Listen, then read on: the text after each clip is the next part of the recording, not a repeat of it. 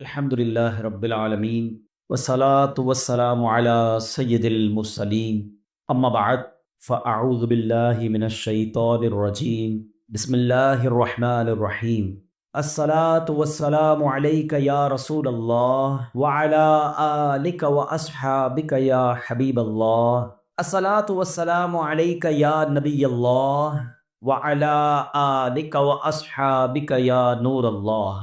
میرے پیارے اسلامی بھائیوں، یاد رہے کہ دنیا سے جانے والوں کو یاد رکھنا چاہیے۔ آہستہ آہستہ یہ رسم بھی ختم ہوتی جا رہی ہے، بات بھی کم ہوتی جا رہی ہے۔ آپ دیکھیں کہ کتنے لوگ ہیں جن کے ماں باپ چلے گئے ہیں اور وہ سوچیں کہ وہ کتنا انہیں یاد کرتے ہیں، اور جب یہ بے رخی یہ دنیا دیکھتے ہیں، یہ نئے رنگی یہ دنیا دیکھتے ہیں، لوگوں کا بھول جانا دیکھتے ہیں، تو مزید دل پر ایک چوٹ لگتی ہے کہ یار جب میں چلا جاؤں گا، جب ہم چلے جائیں گے، تھوڑے دن تک، تھوڑے مہینوں تک، ہو سکتا ہے ایک آدھ سال تک کوئی یاد کرے گا، اس کے بعد کسی کا کچھ رکتا نہیں ہے، دنیا چلتی رہتی ہے۔ وہ کہتے نا، ایک قبر پر ایک کتبہ لگا ہوا تھا، مجھے لگتا تھا میں اہم تھا اور یہی میرا وہم تھا۔ ہمیں لگتا ہے میں بہت اہم آدمی ہوں، میرے جانے سے بڑا فرق پڑ جائے گا، میں نہیں ہوں گا تو بہت لوگوں کو امپیکٹ کریٹ ہوگا۔ یہ بھول ہے ہماری۔ دنیا پہلے سے چل رہی ہے اور اب بھی چلتی رہے گی، اب تو اور بے رخی ہو گئی ہے۔ پہلے چلے لوگ ماں باپ کو، مرنے والوں کو بہت یاد کرتے تھے، جیسے جیسے دن گزرتے جا رہے ہیں لوگوں کے بس صرف گھر والے، چونکہ وہ بہت کلوز ہوتے ہیں، ان کو شاید یاد زیادہ رہتا ہے، باقی دوست احباب دنیا والے تھوڑے عرصے کے بعد سب کی اپنی زندگی ہے، سب کا اپنا معمول ہے، اور یہ ہم سب کو احساس دلاتا ہے کہ میں اور آپ بھی جائیں گے اور پھر شاید دنیا میں یاد کرنے والا کوئی نہیں ہوگا۔ لیکن ہم کچھ ایسا کر کے کیوں نہ جائیں کہ کوئی یاد کرے یا نہ کرے، کوئی ثواب پہنچائے یا نہ پہنچائے، میں خود ایسا کر کے جاؤں کہ مرنے کے بعد قیامت تک مجھے خود ہی قبر میں ثواب ملتا رہے۔ اصل عقل مندی یہ ہے، جو دوسروں کے آسرے پہ جیتے ہیں نا کہ میرے مرنے کے بعد بچے ایصال ثواب کریں گے تو دوست کریں گے، بھائی تو خود اپنی فکر خود نہیں کر رہا تو میرے مرنے کے بعد کون میری فکر کرے گا؟ ہم سب کی عمر سے چھوٹے لوگ دنیا سے جا چکے ہیں۔ کبھی قبرستان جا کر چیک کر لینا، آپ کو چھوٹی سی قبر بھی ملے گی۔ وہ چھوٹی قبر کیوں ہوتی ہے؟ وہ چھوٹا بچہ ہوتا ہے جو دنیا سے چلا گیا ہے۔ جوانوں کی قبر بھی ملے گی، بوڑھوں کی قبر بھی ملے گی، ہر ایج کا بندہ آپ کے جاننے والوں میں سے دنیا سے گیا ہوگا، مگر ہم ہیں کہ غفلت کا پردہ ہٹتا ہی نہیں ہے، خیال آتا ہی نہیں ہے کہ مجھے بھی مرنا ہے۔ شعر سارے بولتے ہیں کہ آگاہ اپنی موت سے کوئی بشر نہیں، سامان 100 برس کا ہے، پل کی خبر نہیں، مگر ادراک نہیں ہے، زندگی کے معمولات میں فرق کوئی نہیں پڑتا۔ بندہ کہے نا یار کہ مجھے موت کی فکر ہو گئی ہے، اب میں تیاری کروں گا موت کی، مگر زبانی خرچ تو سارے ہی کرتے ہیں۔ کسی کی میت پہ جائیں تو ایسی بڑی بڑی باتیں لوگ کرتے ہیں، بھائی اللہ کی مرضی تھی، ہر کسی کو جانا ہے، اپنے کرنی کا پھل بھگتنا ہے، لیکن جو یہ کہہ رہا ہے کیا وہ اپنے آپ سے بھی کہتا ہے کہ تجھے بھی جانا ہے؟ تو نے تیاری کر لی جانے کی؟ آج بھی تو چاہ سکتا ہے۔ اے میرے پیارے اسلام بھائی، آج میں چاہوں گا، یہ موضوع بھی لوگوں کو پسند نہیں آتا، مجھے اندازہ ہے، یار کوئی تھوڑی سی اچھی اچھی باتیں کرو، ہم نعرے لگائیں، ہم جھومیں، اس موضوع پر زیادہ بات کرنا بھی لوگوں کو پسند نہیں ہے۔ عجیب کہانی ہے، ایسی حقیقت ہے موت، ایسی ریئلٹی ہے موت کہ جس سے انکار نہیں۔ دیکھیں ہمارے بہت سارے مذاہب سے اختلاف ہے، کچھ مذاہب ہیں جو نبی پاک کا معاذ اللہ انکار کرتے ہیں، کچھ قرآن کو نہیں مانتے، کچھ ایسے لوگ ہیں جو اللہ کو ہی نہیں مانتے ہیں۔ کتنے اختلاف ہیں لوگوں میں، دنیا بھر میں الگ الگ قسم کے ریلیجن ہیں، دہریت والے لوگ ہیں، کمیونسٹ لوگ ہیں، عجیب عجیب لوگ ہیں جن کا آپس میں ہمارا بڑا اختلاف ہے، معاذ اللہ کچھ لوگ ہمارے نبی کو آخری نبی نہیں مانتے۔ لیکن ایک حقیقت ایسی ہے جو دنیا کا ہر مذہب مانتا ہے، دنیا کی ہر قوم مانتی ہے، دنیا کا ہر بندہ، عقل مند ہو یا بے وقوف ہو، ذرا پڑھا لکھا ہو یا جاہل ہو، مرد ہو یا عورت ہو، پاکستانی ہو یا امریکی ہو، all around the world everybody must acknowledge that۔ وہ کیا ہے؟ وہ سب مانتے ہیں کہ موت آ کر رہے، کسی کا اختلاف نہیں ہے، کوئی مذہب، کوئی آپ کو دنیا کی قوم ایسی نہیں ملے گی جو کہے نہیں جناب ہمارا مام نہیں مانتے موت آئے گی۔ ایوریبڈی، ہر بندہ مانتا ہے۔ کتنی کمال کی ریئلٹی ہے۔ اچھا، سارے لوگ یہ بھی مانتے ہیں کہ پتہ نہیں کب آئے گی۔ ایک تو ہونا کہ بھائی کچھ لوگ کہتے ہیں ہاں موت آئے گی مگر ہم کو پتہ ہے، nobody knows، کسی کو بھی نہیں پتا کب آئے گی، یہ پتہ ہے آئے گی اور بچ کوئی نہیں سکتا۔ یہ ایسی ریئلٹی ہے، مگر پھر بھی اس پر بات کرنے کے لیے کوئی تیار نہیں ہے۔ ذرا چار دوست مل کر موت پہ بات کرے کہ یار کوئی اور بات کرو یار۔ کمال ہے، آپ نے اور میں نے ایک مہینے بعد لاہور جانا ہو، 2 مہینے بعد یورپ جانا ہو، کسی کو بھی جانا ہو، وہ ابھی سے باتیں شروع کر دیتے ہیں، یار کیسے جائیں گے، فلائٹ کیسی ہوگی، ٹرین کا ٹکٹ ملے گا کہ نہیں، وہاں جہاز، وہ کرنسی کون سی چلے گی، اچھا صرف نیت کی ہے اور باتیں شروع، ڈسکشن شروع، مشورے شروع، جب تک جائیں گے نہیں روز باتیں کریں گے۔ ادھر جانا نہیں جانا پتہ نہیں ہے مگر تم روز بات کر رہے ہو، جدھر جانا کنفرم ہے اور کب جانا یہ بھی نہیں پتا، آج بھی جا سکتے ہو، اس کے لیے کوئی بات نہیں کرے گا، اس کے لیے کوئی ڈسکشن نہیں، اس کے لیے کوئی تیاری نہیں۔ سوچئے، چلے آپ کہتے ہیں یار یہ دعوت اسلامی والے موت پر بہت بات کرتے ہیں، آخرت پر بہت بات کرتے ہیں، بہت ڈراتے ہیں، چلو بھائی ہم اور آپ موت پر بات نہیں کرتے، ہم بات نہیں کریں گے تو کیا مرنے سے بچ جائیں گے؟ ہیں اس حقیقت سے نکل جائیں گے؟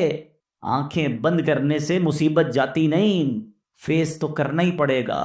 تو آج انشاءاللہ مختصر سے وقت میں ہم سب کی زندگی کی سب سے بڑی جو حقیقت ہے نا وہ ہے موت، آج اس پر کچھ بات کرتے ہیں۔ اللہ کرے کہ آج کا بیان ہم سب کے دلوں سے غفلت کا پردہ ہٹائے اور ہم اپنی موت کی تیاری کرنے کی کوشش میں لگ جائیں۔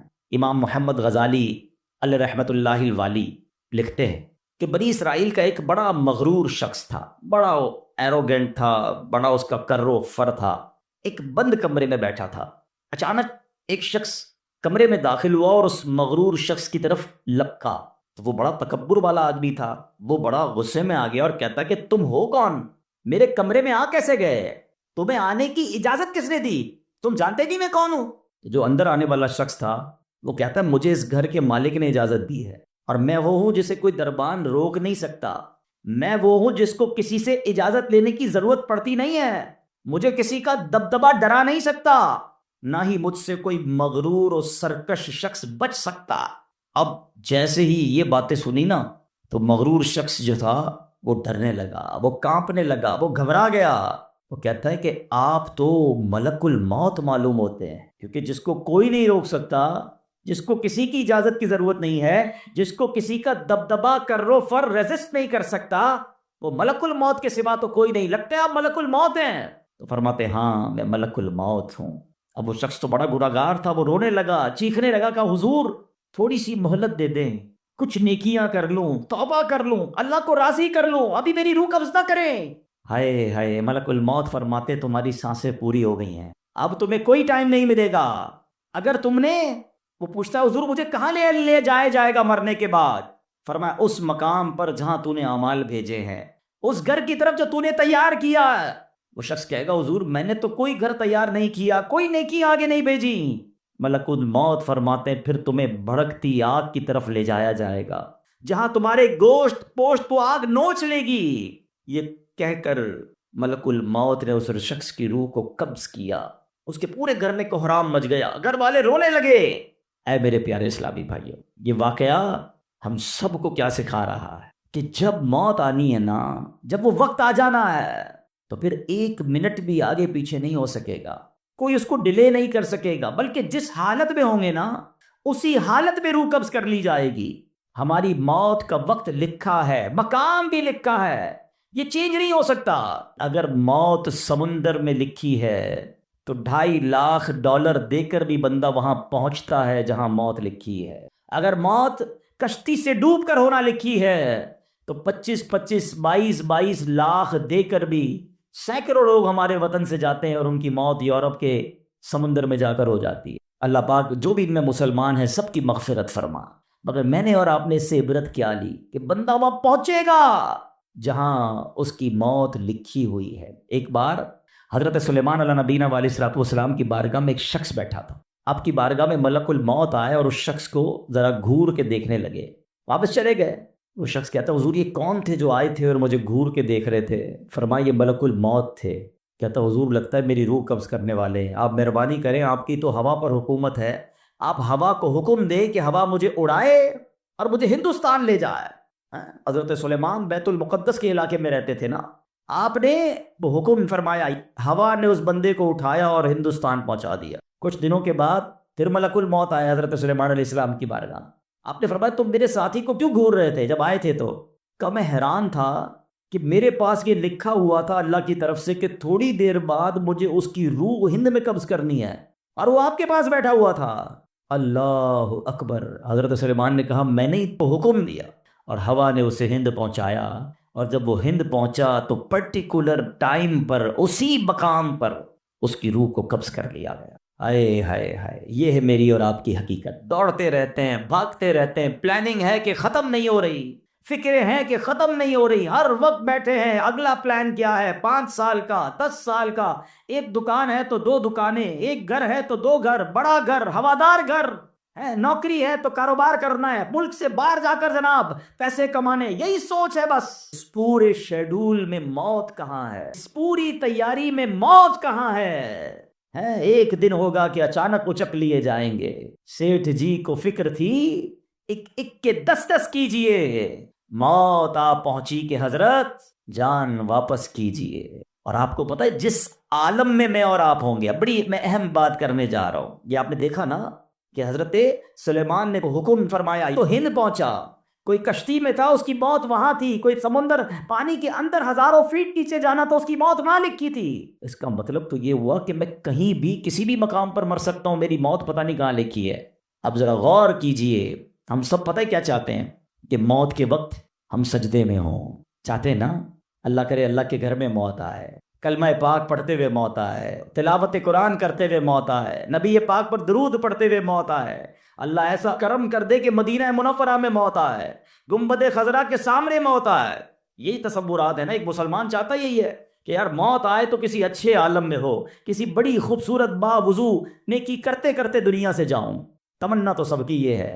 اچھا مجھے ایک بات کا جواب دیں، یہ کیسے ممکن ہے کہ کوئی بندہ صبح سے شام تک نماز نہ پڑھے اور کہے موت سجدے میں آئے، صبح سے شام تک مسجد میں نہ آئے اور تمنا یہ کر رہا ہے کہ مسجد میں موت آئے، باوضو رہتا ہی نہیں ہے تو کیسے امید رکھ رہا ہے کہ باوضو موت آئے، قرآن کھول کر پڑھتا ہی نہیں ہے تو کیسے امید کر رہا ہے کہ تلاوت کرتے کرتے موت آئے؟ جو صبح و شام گالیاں دیکھتا ہے، کیا اس کو ڈر نہیں لگتا کہ گالی دیتے دیتے موت آ سکتی ہے؟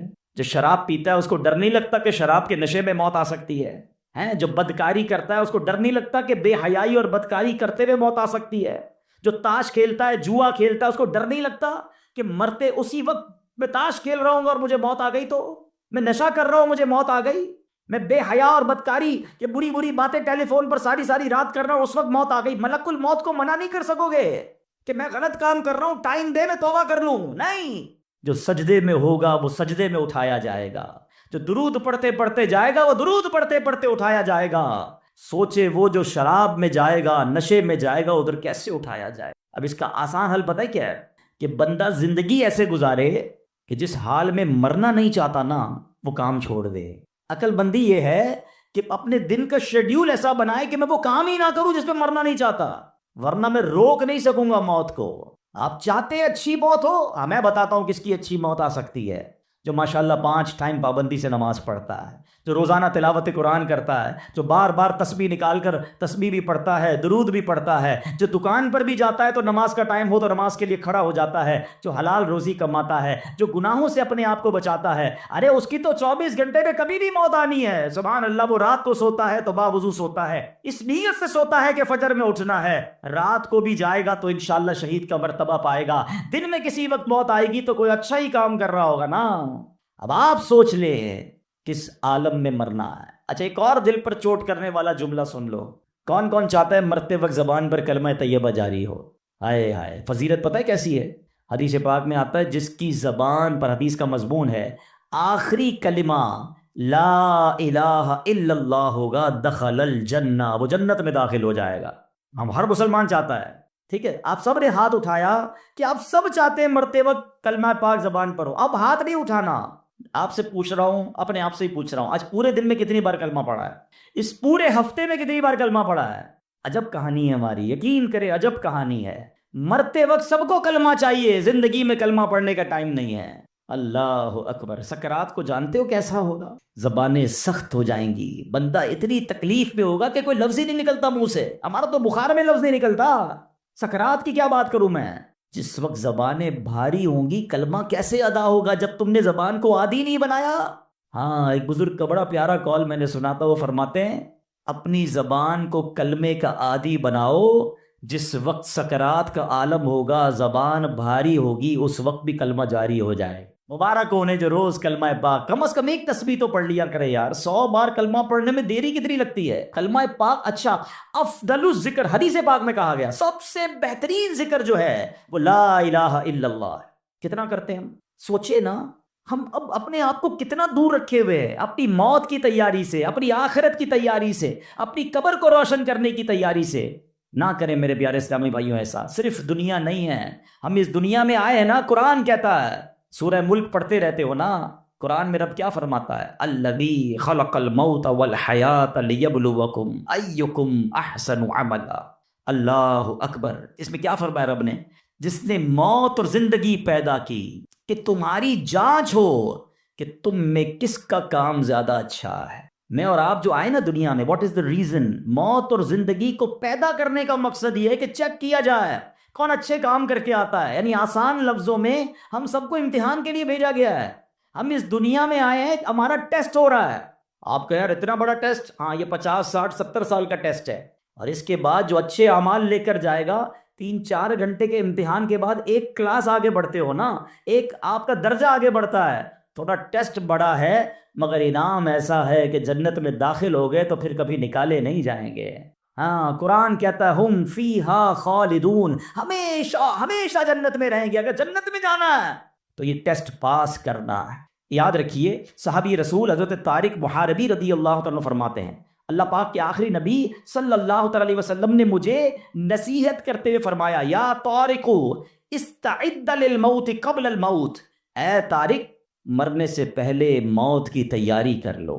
ہاں، یہ نبی پاک نے فرمایا۔ اچھا، میں ایک سوال کرنا چاہتا ہوں، اگر میں آج آپ سے ایک سوال کروں کہ کسی ہم میں سے کسی کو پتہ چل جائے کہ کل کا دن آپ کی زندگی کا آخری دن ہے اور کل رات آپ دنیا سے چلے جائیں گے، ایک دن ہے آپ کے پاس، ایک مسلمان اس ایک دن کو کیسے گزارے گا؟ سچ بتائیے، کیا وہ کل دکان پہ جا کے کاروبار کرے گا؟ کیا وہ کل جا کے پیسے ڈبل کرنے کی کوشش کرے گا؟ کیا وہ کل جا کے فرنیچر مارکیٹ میں فرنیچر بنوائے گا؟ یا کل جا کے معاذ اللہ دوستوں کے ساتھ فلم دیکھنے گیا چاہے گا چلو یار آخری دن ہے ذرا موج مزے کر لوں؟ یہ کیا کرے گا؟ اگر عقل مند مسلمان ہوا تو ایک دن ہے تو مسجد میں گزارے گا، تلاوت میں گزارے گا، توبہ میں گزارے گا، ذکر و اذکار میں گزارے گا، اللہ پاک سے معافی میں گزارے گا، کیونکہ آخری دن ہے۔ یہی کرو گے نا؟ اگر پتہ چل جائے، مجھے بتاؤ کہ ہمیں پتہ ہے ہمارا آخری دن ہے کہ نہیں ہے؟ ہمیں تو کل کی بات چھوڑے آج رات کا نہیں پتہ ہے، تو پھر کیوں تیاری نہیں کر رہے؟ پتہ چل جائے تو تیاری کریں گے۔ میں تو پہلے ہی بتا رہا ہوں آپ کو، آپ میں سے کتنے لوگ بیٹھے جن کو پتہ ہے کل صبح تک زندہ رہیں گے؟ مجھے بھی نہیں پتا، آپ کو بھی نہیں پتا۔ جب پتہ ہی نہیں ہے تو پھر کیوں تیاری نہیں کر رہے؟ پھر کیوں توبہ نہیں کر رہے؟ پھر کیوں حرام کی طرف ہم جاتے ہیں؟ خدا را یاد رکھیے میرے پیارے اسلامی بھائیوں، قبر میں جا کر اتنا پچھتاوا ہوگا گناہگار کو، بلکہ روایتوں میں آتا ہے، پیارے آقا علیہ الصلوۃ والسلام نے فرمایا جس کا مضمون ہے مرنے کے بعد نیک بھی پچھتائے گا، گناہگار بھی پچھتائے گا۔ عرض کی حضور گناہگار پچھتائے گا، یہ تو سمجھ آتا ہے، نیک کیوں پچھتائے گا؟ فرمایا گناہگار تو گناہ کی وجہ سے پچھتائے گا، حدیث کا خلاصہ ہے۔ فرمایا نیک اس لیے پچھتائے گا جب وہ آخرت میں نیکیوں کا اجر دیکھے گا نا، تو وہ کہے گا کاش میں اور نیکیاں کر لیتا، وہ جو فضول ٹائم ضائع کیا تھا اس میں اور اللہ کا ذکر کرتا، اور نوافل پڑھتا، اور عبادت کرتا۔ تو یقین جانیے میرے پیارے اسلامی بھائیوں، یہ زندگی، یہ جو ہماری سانسیں چل رہی ہیں نا، ابھی چانس ہے ہمارے پاس، جتنی نیکیاں کرنی ہے کر لیں۔ جس دن سانس بند ہوئی نا، اس دن عمل نہیں ہوگا، اس دن جزا ملے گی۔ آج دار العمل ہے، today is the time of action and tomorrow is the time of accountability. اس دن صرف جزا ہوگی، یا تو آپ کو اللہ نہ کرے گناہوں کی وجہ سے کسی کو سزا ملے گی، یا نیکیوں کا اجر ملے گا۔ آج وقت ہے نیکیاں کرنے کا۔ قبر میں اتارے جانے کے بعد کوئی چانس نہیں ہوگا۔ اچھا، آپ کو پتا ہے جب قبر میں بندہ جاتا ہے، کسی کا بھی انتقال ہوتا ہے، تو گھر والے کیا کہتے ہیں، خاندان والے کیا کہتے ہیں؟ میت نے پیچھے کیا چھوڑا ہے؟ آپ کو پتا ہے فرشتے کیا کہتے ہیں؟ میت نے آگے کیا بھیجا ہے۔ اصل یہ بات سمجھ لیجئے گا، ہم نے آگے کیا بھیجا ہے۔ خوش نصیب ہیں وہ لوگ جو آگے بھیج کر تیاری کر رہے ہیں۔ وہ ایک واقعہ کئی بار بیانات میں آپ نے سنا ہوگا کہ ایک بادشاہ تھا اور اس نے اپنی سلطنت میں ایک بڑا عجیب سا مقابلہ کروایا۔ بادشاہ آدمی تھا، جو اس کے دماغ میں اس نے کہا ذرا چیک کرو میری سلطنت میں سب سے بڑا بے وقوف کون ہے۔ سارے بے وقوفوں کو جمع کیا گیا، بے وقوفوں کا ٹیسٹ لیا گیا، وزیروں نے ایک بندے کو سلیکٹ کیا کہ بادشاہ سلامت یہ بندہ سب سے بڑا بے وقوف، سب سے بڑا بے وقوف کا چیک کر لیا، بادشاہ سلامت نے اپنی سونے کی ہیرے کی مالا اتاری اور اس کو پہنائی کا تمہارا یہ انعام۔ وہ بے وقوف گھر چلا گیا خوشی خوشی۔ تھوڑے دنوں بعد اس بے وقوف کو پتا چلا کہ بادشاہ سلامت بہت بیمار ہے، تو جو بے وقوف آدمی تھا وہ کہتا ہے اچھا بادشاہ بیمار ہے، چلو چلتے ہیں بادشاہ سے مل کے آتے ہیں۔ بادشاہ سلامت کے پاس گیا، واقعی بہت بیمار تھا۔ کہا بادشاہ سلامت خیر تو ہے، کیا ہو گیا آپ کو؟ بادشاہ کہتا ہے بس اب تو لگتا ہے زندگی اینڈ پر ہے، اب کہیں اور دوسری دنیا میں جانے کا وقت آ گیا۔ تھا تو بے وقوف نا، کہتا ہے آپ کہیں اور جا رہے ہیں؟ کہاں میں یہ دنیا چھوڑ کر دوسری دنیا میں جا رہا ہوں۔ تو کہا اب میں دیکھ رہا ہوں آپ کا بہت بڑا گھر ہے، زبردست بیڈ رومز ہیں، آپ جدھر جا رہے ادھر گھر بنا لیا؟ تو بادشاہ کہتا ہے ادھر تو میں نے کوئی جھوپڑی بھی نہیں بنائی ہے۔ اچھا بادشاہ سلامت آپ کے پاس تو کتنا سونا کتنے ہیرے آپ نے مجھے بھی تحفہ دیا، ادھر ادھر پیسے بھجوا دیے جہاں آپ جا رہے ہیں؟ تو کہتے ہیں میرے پاس تو وہ پھوٹی کوڑی بھی نہیں ہے۔ کہ بادشاہ سلامت میں دیکھ رہا ہوں آپ کے خاندان، آپ کے گھر کے باہر خادم خادمائیں کنیزے غلام، بہت سارا اسٹاف ہے آپ کا، جدھر جا رہے ادھر خادم بھجوایا آپ نے؟ بادشاہ کہتا ہے ادھر میرا کوئی خادم نہیں بھجوایا میں نے۔ وہ بیوقوف پتہ کیا کرتا ہے، اپنی مالا اتارتا ہے اور بادشاہ کے گلے میں ڈالتا ہے، کہتا ہے بادشاہ سلامت پھر مجھ سے بڑے بے وقوف تو آپ ہوئے نا، آپ کو پتا ہے کہ آپ کے کہیں اور جا رہے ہیں، نہ گھر بنایا نہ پیسے بھجوائے نہ خادم بھجوائے، تو مجھ سے بڑے بے وقوف تو آپ ہوئے نا۔ یہ ہے تو بظاہر واقعہ، مگر یہ ہم سب کے لیے لیسن نہیں ہے۔ آپ سے اور مجھ سے کوئی پوچھتا ہے گھر کہاں ہے، کوئی کہتا ہے رنچوڑ لائن میں، کوئی کہتا ہے گارڈن میں، کوئی کہتا ہے کلفٹن میں، جنت میں گھر ہے کہ نہیں؟ ادھر گھر بنایا کہ نہیں بنایا؟ ادھر کدھر رہو گے؟ ادھر نرم بستر کے بغیر جس کو نیند نہیں آتی، رات کو پنکھا نہ چلے تو بے چین ہو جائے، یو پی ایس لگائے، جنریٹر لگائے، تھوڑے پیسے آئے تو اے سی لگایا۔ قبر میں اگر آگ بھڑک رہی ہے تو پھر کیا کیا ہے ہم نے؟ ادھر کتنا سوئیں گے اور ادھر کتنا سونا ہے پتہ ہے آپ کو؟ حضرت آدم علیہ السلام سے لے کر آج تک لوگ قبر میں جا رہے ہیں، ہم قبر میں اتار رہے ہیں لوگوں کو، سب قبر میں ہزاروں سال سے ہیں، پتہ نہیں کتنے سو کتنے ہزار سال رہنا پڑے گا، مگر قبر روشن ہے کہ نہیں کوئی ٹینشن نہیں کسی کو۔ جس کا یہاں نرم بستر ہے نا، جس کو نرم تکیے کے بغیر نیند نہیں آتی، وہ سوچے میں سانپ اور بچھوؤں کے ساتھ کیسے سو گا؟ قبر نے اگر دبا دیا اور پسلیاں توڑ دی تو میرا بنے گا کیا؟ اگر قبر میں آگ بھڑکا دی گئی تو میں کدھر جاؤں گا، کس کو پکاروں گا؟ واللہ قبر کی تیاری کرنی ہے، خدا کی قسم مارے جائیں گے اگر اللہ ناراض ہوا۔ فکر کرنی دنیا میں ہے، ایکسٹرا ٹائم نہیں ملے گا۔ آج کل موبائل کمپنیاں میسج کرتی ہیں جناب آپ کا 70% ڈیٹا یوز ہو گیا ہے، ٹاپ اپ کروا لیں، پیسے ڈلوا لیں، 80% ختم ہو گیا، آج کل آخری دن ہے آپ کے موبائل کے پیکج کا، ہم پیسے پکڑ کے ڈلواتے ہیں یار موبائل بند ہو جائے گا، لیکن ہماری زندگی کا کوئی میسج نہیں آئے گا کہ ایک دن رہ گیا ہے، 70% گزر گئی، 80 گزر گئی، اب 3 دن رہ گئے توبہ کر لو۔ نہیں، پتہ نہیں ہوتا، بندہ صبح گھر سے نکلتا ہے اور شام جنازہ آتا ہے، ایسا نہیں ہوتا؟ خدا را آج کے اس اجتماع کو غنیمت جانیے، غفلت سے باہر آئیے، اپنی بری عادتوں سے ہم توبہ کریں۔ آپ کو پتہ ہے یہ ہمارے پاس قاصد بھیجے جاتے ہیں، موت کے بھی قاصد ہوتے ہیں۔ ایک بزرگ کے بارے میں آتا ہے کہ انہوں نے اپنے گھر میں قبر کھدوائی ہوئی تھی، اللہ والے دیکھو کیسے یاد کرتے تھے موت کو، روز قبر کو دیکھتے تھے، قبر میں جا کے لیٹتے تھے۔ تو ایک وقت آیا اور انہوں نے کہا ٹھیک ہے اب قبر کو بند کر دو، مجھے ضرورت نہیں ہے۔ تو لوگوں نے کہا کیوں کہہ رہے ہیں ایسا؟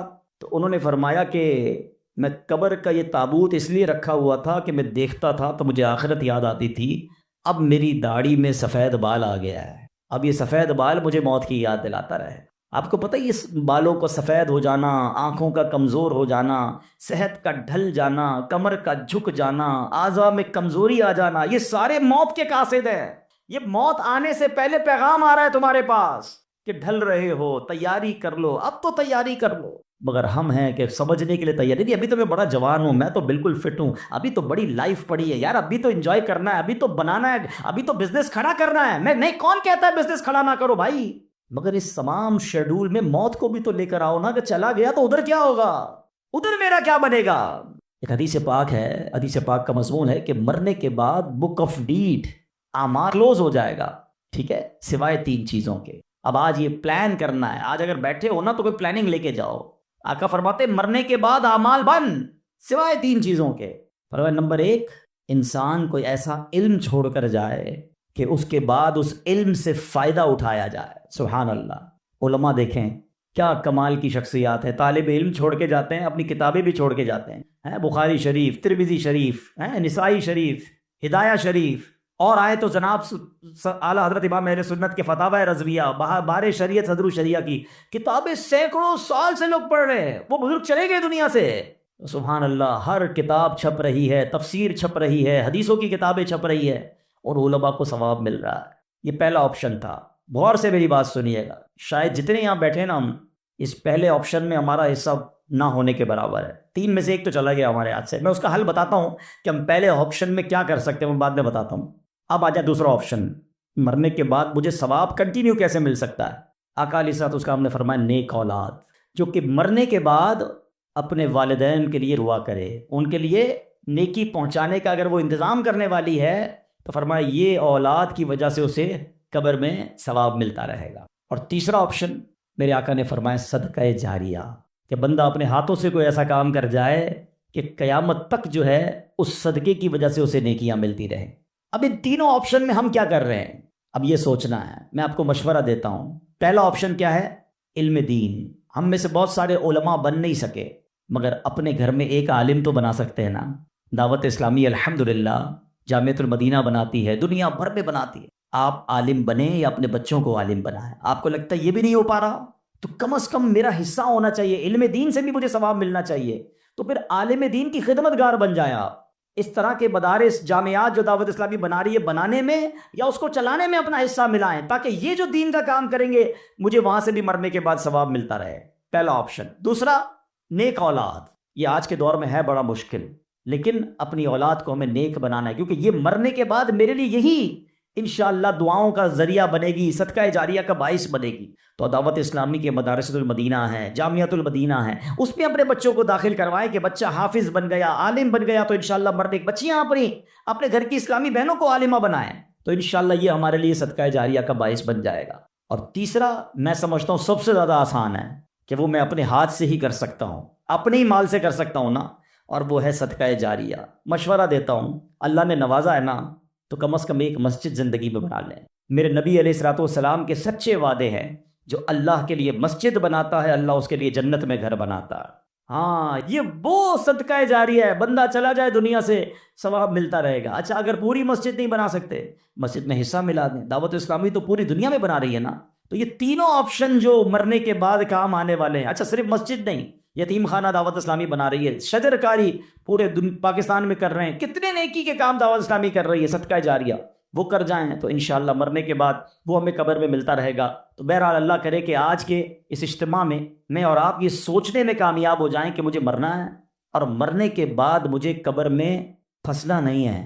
میں کچھ ایسا کر کے جاؤں کہ قبر میں بھی خوشحال رہوں، ادھر بھی نبی پاک کے جلوے ہوں، ادھر بھی میری قبر جنت کا باغ بن جائے. تو اللہ کرے کہ ہم سب اس سوچ کے حامل بن جائیں کہ مجھے مرنا ہے اور پتہ نہیں کب مرنا ہے. تو جب بھی مرنا ہے انشاءاللہ کلمے کے ساتھ مرنا ہے، انشاءاللہ نیک اعمال کرتے کرتے مرنا ہے، اور انشاءاللہ ایمان سلامت لے کر جانا ہے. تو اس کے لیے زندگی اچھی گزارنی ہوگی. اگر میرا کوئی بھائی بے نمازی یہاں بیٹھا ہے، اگر میرا بھائی کوئی بری عادتوں میں گرفتار بیٹھا ہے، تو میری گزارش ہے کہ آج پکی سچی نیت کر لیں. دیکھیں یہ دنیا کے معاملات تو چلتے ہی رہیں گے، نماز قضا نہیں ہونی چاہیے. پکی سچی نیت کریں کہ آج کے بعد ہماری کوئی نماز قضا نہیں ہوگی، آج کے بعد حرام روزی کے قریب بھی نہیں جائیں گے، شراب اور نشے سے ہمیشہ دور رہیں گے، اور اپنی موت کی تیاری کرنے کی کوشش کریں گے. ہاں دعوت اسلامی والوں سے وابستہ رہیے. الحمدللہ کمال کا ماحول ہے، بار بار آخرت یاد دلاتا ہے، بار بار موت یاد دلاتا ہے، تاکہ ہمیں یاد رہے، ہم بھول نہ جائیں اور اس کی تیاری میں مصروف رہیں. اللہ پاک ہم سب کو اپنی آخرت کی فکر کرنے اور صدقہ جاریہ والے کام کرنے کی توفیق عطا فرمائے. آمین بجاہ النبی الامین صلی اللہ تعالی علیہ وسلم.